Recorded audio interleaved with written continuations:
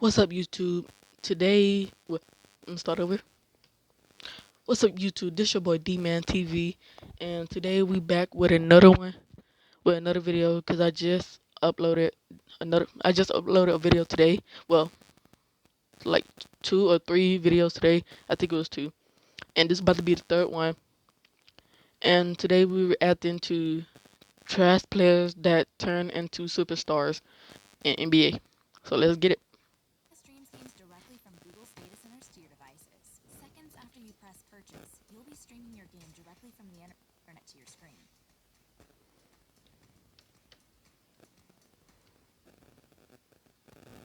One of the most compelling things about the NBA and professional sports in general is seeing who ends up becoming the next big thing. Sometimes it's obvious, but for these guys, they came out of nowhere and became superstars. Despite showing some promise his rookie year with some filling appearances, Pascal was mostly forgotten by the Toronto staff, who placed him in the D-League to better hone his skills. As it turned out, the D-League had lacked the competitiveness a player of his caliber required, and as such, he went on to win the D-League's championship in 2017. Finally recognizing his potential, the Raptors quickly made moves to place him back on the team's roster as a valued off-the-bench contributor. Starting his sophomore year in the league, Pascal began providing much-needed offense to the Raptors and scored a career high of 20 points against Golden State during the 2017-18 season. And while his overall performance was only marginally better than his rookie year, it was his playtime on the court that gave Pascal the chance to have his defensive presence put on full display. For this, it would be during his second year that Pascal was discovered to be a grossly underused asset for his defensive ability alone. That wasn't to mention his improvement in scoring we come to witness the following season. His third season was his largest breakout, averaging now 17 points a game with 7 rebounds a game. Coming at no surprise, it would be the 2018-19 season that he was placed as the team's starting power forward. His game was improved by practically every metric. His three-point percentage had gone up 14 points to a respectable 36% and began showing greater confidence in his jump shot. He had additionally shown great promise in his ability to step up his game in the playoffs. During that season's playoff run, Pascal recorded 30 points along with 11 rebounds in a Game 3 matchup against the Magic. Now bringing us to this season, Pascal has put on a standout performance, averaging 24 points per game, 7 rebounds per game, and a steal to match. Pascal was named the league's most improved player just prior to the league's hiatus. Having already overcome his greatest obstacles in life as a kid as he battled constant homelessness, by the time Jimmy Butler had come into the league, he brought with him an obvious ability to conquer the odds. Selected by the Chicago Bulls at the bottom of the first round of the 2011 draft, Butler dealt with some issues early on with his shot selection and jump shot. On top of those concerns was God, dog, his head messed up for real, for real.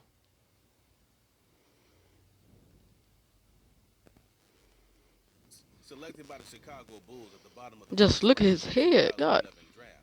Butler God, dog, look at his head. Jimmy Butler, you know they can make memes out of your head, boy. dealt with some Alright, issues let me early stop on there. with his shot selection and jump shot. On top of those concerns was also the fact Butler had joined the league during the 2011-12 lockout, which shortened the I ain't gonna season, lie, he making it pretty fine difficult though. for any rookie during that year's class to make a name for themselves, let alone a bottom pick draft. Starting out with limited minutes, Butler's sophomore season seemed to be a repeat of his rookie season until receiving an up in minutes and averages during the second half. It would also be the year that Butler appeared in his first playoff games, where he appeared in all 12 playoff games the Bulls appeared in. While he did just average a modest 8 points a game that season, it would be in large part of his periodic breakout performances during games that ultimately justified his role on the team. An example of this took place during the game against the Toronto Raptors, where Butler scored a then career high of 28 points. Just 2 days later, and Butler was at it again when he scored 22 points and grabbed 14 rebounds against the New York Knicks. His career began to only take off from there. 2 seasons later, and Butler had now fully established himself as the Bulls' starting shooting guard. It would also be during the same season that he made his team's starting lineup and that he made the 2015 All-Star roster as a reserve. The moment marked a milestone for Butler. both from the perspective of those watching his game on the outside and to himself. With an all-star selection under his belt, Butler had finally become confident in his ability to remain in the NBA for years to Yeah, come. step back It would something also else. be during his first all-star selection that he was also named the league's most improved player of 2015. Despite missing out on all-star selections throughout his subsequent years, and even being placed on some tough rosters, Butler has since led a remarkably consistent career. His most recent Ma'am. Oh, reacting to a video. Huh? Reacting to a video. Reacting to a video Yes, ma'am. Doing reactions like YouTubers do. on your phone. Hmm.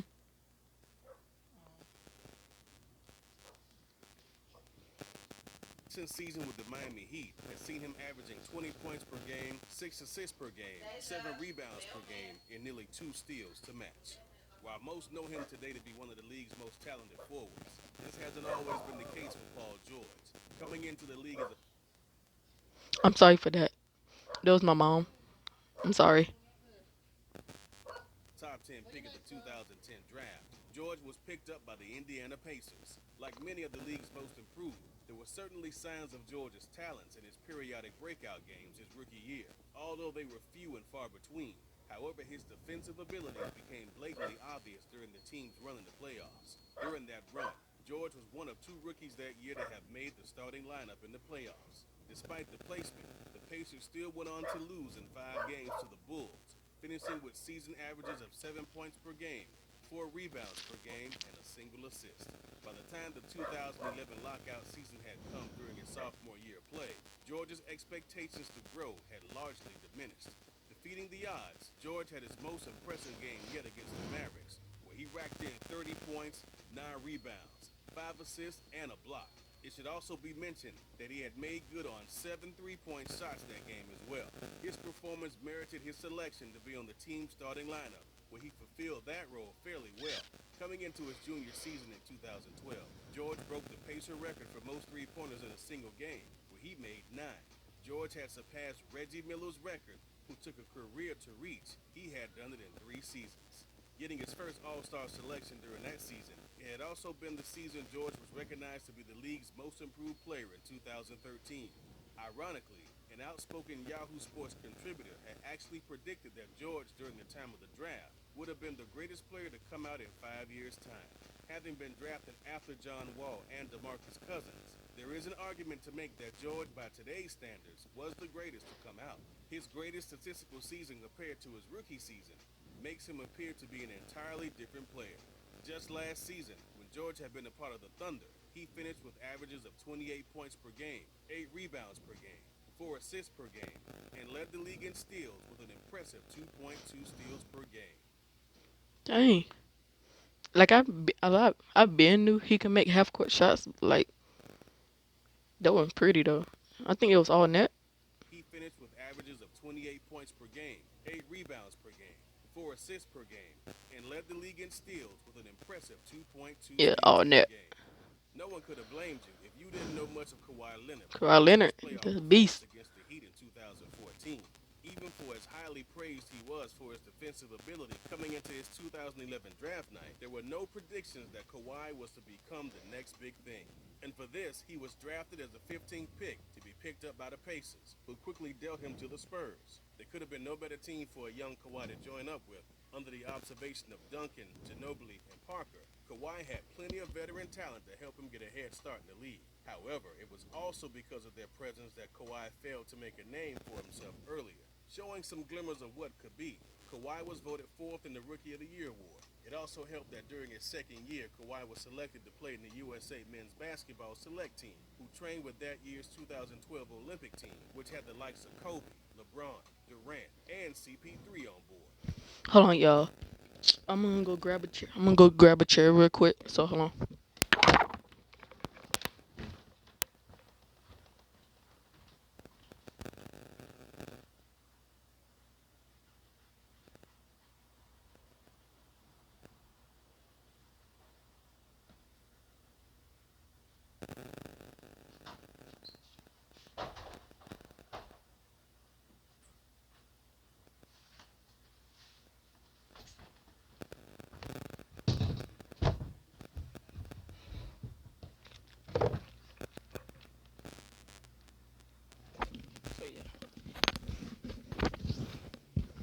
So I'm back.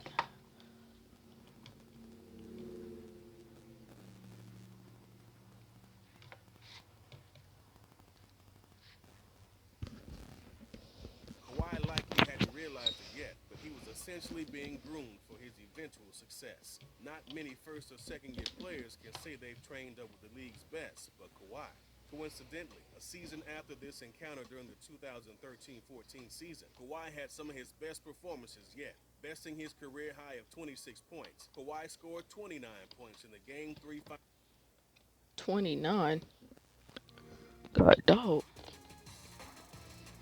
Here go these ads again.